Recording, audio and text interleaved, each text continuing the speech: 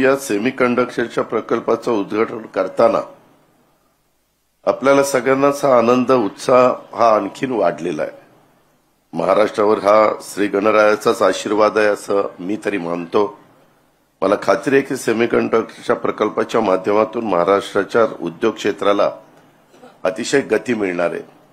मला तो दिवस आठवतो। असंच एकदा माझ्याकडे घरी राजेंद्र चोडणकरजी आले आणि माझी पद्धत आहे की कुणी आलं त्यांचं काम त्यांनी सांगितलं तर ताबडतोब त्या विभागाच्या मंत्र्यांना किंवा त्या विभागाच्या सचिव महोदयांना फोन करायचा आणि मी आमच्या हर्षदीप कांबळेंना फोन केला आणि त्यांना सांगितलं की असं असं राजेंद्रजींचं काम आहे, आपण इंडस्ट्री विभागाने त्याच्यामध्ये लक्ष दिलं पाहिजे। ते म्हणले दादा काळजी करू नका, मला भेटायला सांगा।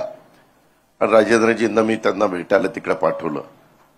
त्याच्यानंतर विभागाने पूर्ण मदत केली, सरकारने पूर्ण मदत केली। स्वतःची राजेंद्रजी असणारी इच्छाशक्तीच्या जोरावर हे आपल्याला करूनच दाखवायचं अशा प्रकारचा संकल्प त्यांनी मनामध्ये घेतलेला होता आणि ते त्यांचं जे काही स्वप्न त्यांनी उराशी बाळगलेलं होतं ते आज प्रत्यक्षामध्ये कृतीमध्ये आलेलं आहे आणि त्याची सुरुवात आज होतीये। रक्ताचा ठाम कोणे, रक्ताचा घाम कोणे,